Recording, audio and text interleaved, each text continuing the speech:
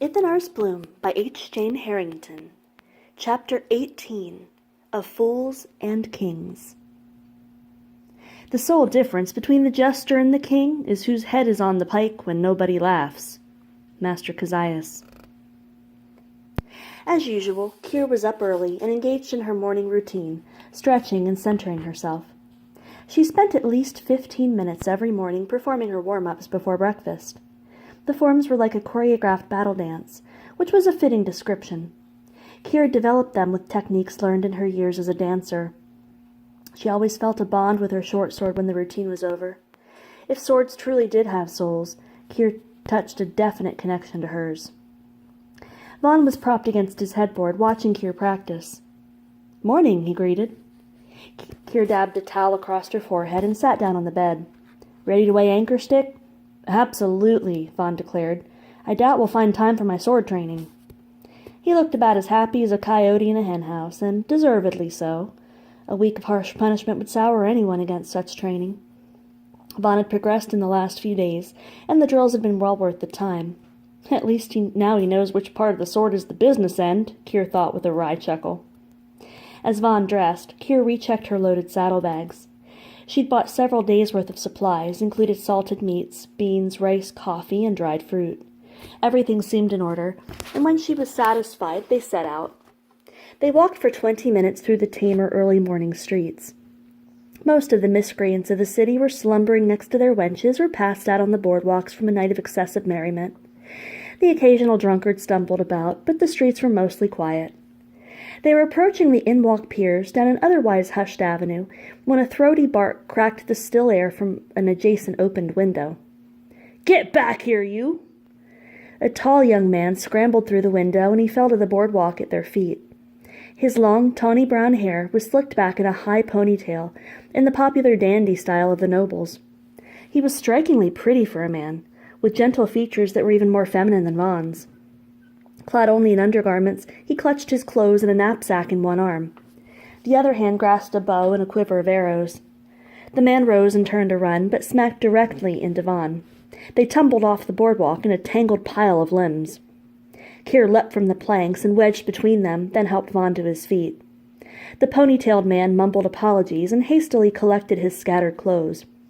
With an angry clap, a door was thrown open, and a burly sag-gut man thundered onto the walk. "I said come back here," the tubby man bellowed. "Boris, wait!" a dainty voice called from the building's innards. "Not now, woman!" Boris roared. "You!" He pointed a meaty finger at the pony-tailed man. "That was my Isimra you was wenching.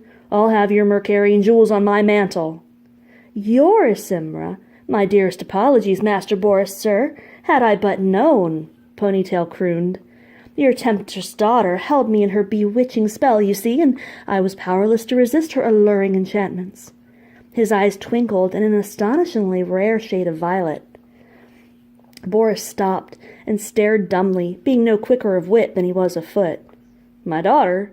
She ain't my daughter," he protested. Ponytail raised his eyebrows. "Your wife?" he tried. Boris looked mad enough to eat splinters. "She's my mother, you son of a quidnunc!" Ponytail's face contorted like he was contemplating a dish of manure dumplings. "Your mother?" He looked incredulously to the petite woman who appeared in the doorway.